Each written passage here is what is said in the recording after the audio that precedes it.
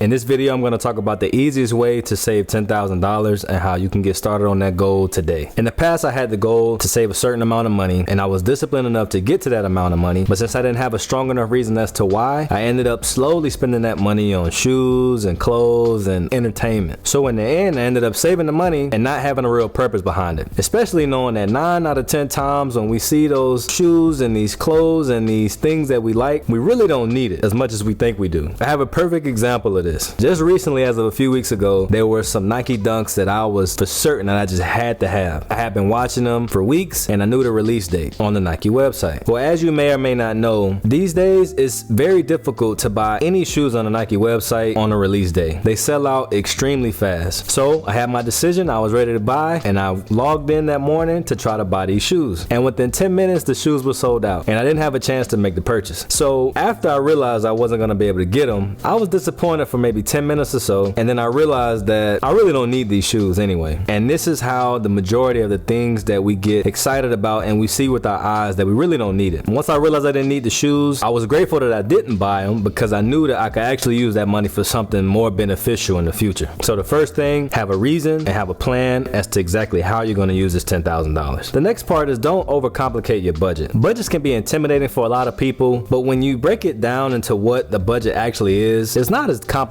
as it seems. You just need to know how much money you make per month, all your sources of income. You need your accurate monthly expenses, especially fixed expenses that are things that may have a different amount each month, but you're going to have to pay them each month. And those 11 subscription services that you have are probably not necessary. So once you have all your expenses, now it's important to look and see which expenses you can really cut out. And most of the time it's going to deal with entertainment and just extra activities. Once you have your income and all of your expenses, then you take the difference and see what that amount is. Now you have an accurate idea of how much you actually have in your disposable income, and you can compare that to how much you actually want to save per week or per month. So some simple math will tell us that if we want to save $10,000 in a year, then you would need to save around $192 per week. And this is really as simple as it gets when it comes to knowing how long it's going to take you to reach your goal and what you may need to do to speed up reaching that goal a bit faster. The next thing that I would do is to download an application like Mint. Now I'll be the first one to admit, sticking to a budget is not the easiest thing sometimes, and it helps if we have a tool that can assist us during this process. It's great for tracking your expenses and actually to create a budget in itself. The reason why I like it as far as tracking the expenses is because you can connect it to your bank account, your credit card, and anytime you spend money, Mint will categorize these expenses, and that way you can see what type of items and what type of things that you're spending more money on than you should be. Once you have your budget and you have an accurate idea of how much you can save per month versus how much you want to save per month, then it's a good idea to open up a high yield savings account, and preferably online, which I'll explain why in a minute. You want to create a routine, so at least for me, I found that it's good to work around a certain day of the month that you decide that you're going to deposit money into your savings. I found that choosing a very specific day per month helps me to stay more disciplined and more consistent as far as contributing money to whatever account that I'm trying to build, because I know that when this day of the month comes around, that it's time for me to make another contribution, which you start to get a bit excited about that in and of itself. And as you start to see this account build, you start to gain satisfaction just by seeing the number grow over time, and you might not even want to spend the money once you have it. A good example of this is my wife and I was saving up for a house. We were laser focused on saving up a pretty large amount for our down payment. We were on a very strict budget, we were very patient, and we were very consistent. Once we actually had the money that was our initial goal and we had it to put a down payment on the house, we didn't want to spend the money because you just get sense of joy and satisfaction knowing that this is how much money we've saved up. And spending it all at once, it almost hurt, even though we were buying, an asset at the time. But the only way that we were able to do this was because it was an online bank. When you have an online bank, it's a couple more steps that you have to take if you want to withdraw that money, which in this case was good for us because we didn't want to have an account that we had quick access to and it's just easy to take money out compared to a physical bank to where you can easily just drive up to the ATM and take out whatever amount of money that you need. With an online bank, you have to do a couple of transfers and then take the money out. So you have to be very sure that you need this money before you go through all of these steps. The other part to this is that a lot of these online banks provide some pretty decent returns as far as their savings percentage. Now, getting this interest on your money might not make or break your goal as far as reaching this $10,000, but I feel like anything helps. Anything that they're giving you just for having an account there is still going to be a positive. But the main way that they're able to give you this high yield savings is because they don't have physical branches and a lot of overhead that a lot of the physical banks do. So that's why we choose Ally. Outside of the interest that you can get from opening an account with Ally, lie. Then you can have different buckets within that account to separate your money and organize it however you best see fit. Now, you went through your budget, you went through your expenses, and you went through all your income, and you still think it's gonna take you too long to reach this $10,000. What is the next step? Really, the only step is you have to find a way to increase your income. Now, obviously, you can still reach this goal with the income that you have as long as you have some disposable income between your expenses and whatever you're getting per month. But if it feels like it's gonna take too long, you have to look at a way to make more money. Now, there are a few ways to increase your income, and some may be a little bit quicker than others. But the quickest and probably the most efficient way is you looking at changing companies or changing your career. I've gave my story before about how I started learning how to code so I can get into a high-paying field, but everybody may not want to take that route. Even with the skills that you have, if you were to change companies or change employment, you can negotiate a higher salary once you make that move to another company. And this is just one option. We are in the age of side hustles, and there are plenty out there. And some side hustles are easy to gain momentum on than others. But in my opinion, I will always recommend reselling first, because anybody can start this side hustle even today with the things that you own now. And I feel like it's one of the side hustles that you can start to gain money on pretty quickly. I started reselling in the fall of 2017, and by January of 2018, I was already making a couple $100s per month. Now the income has grown much more than that. And it's not just clothes that a lot of people are reselling. Whatever you have interest in, there's somebody out there that has the same interest. I mean, I see people that sell golf clubs, comic books, sneakers, and you know sneakers are a huge market as far as reselling. There's even stores on eBay that sell pens and things like that. There is something out there for everybody when it comes to reselling. With the combination of a side hustle and trying to increase your income through your job, this will help you to reach your goal a lot quicker, because just relying on yearly wage increases is not going to get you far at all. Even if you have to make a lateral movement from one company to another, I'm still confident you can make more money. And you will make even more money if you decide to take maybe a step up, even a small step up, once you start applying and try to interview for your next position. But the key to all of this is that you have to keep your expenses the same. It's very easy for lifestyle creep to come in once you start making more money. You start to feel less pressure, you feel like you have more breathing room, so you start to bring on extra expenses. Back when I didn't have any money at all, it was very difficult for me to eat out a lot and go to a lot of restaurants because I didn't have the money. But then once your income starts to increase, spending 10 to 15 here while you want to eat out or go get something quick, it starts to add up over time. So as long as you keep your expenses the same and your only goal is to increase your income as quickly as possible, I'm very confident that you can save $10,000 in a year. So don't be discouraged. We can achieve all our goals with some kind of plan and with some kind of strategy in mind. And you'll be surprised that once you start saving money, that once you get to this $10,000, you might not even want to spend it and you'll want to go even further. So if you like the video, please like the video and subscribe to the channel for more content like this.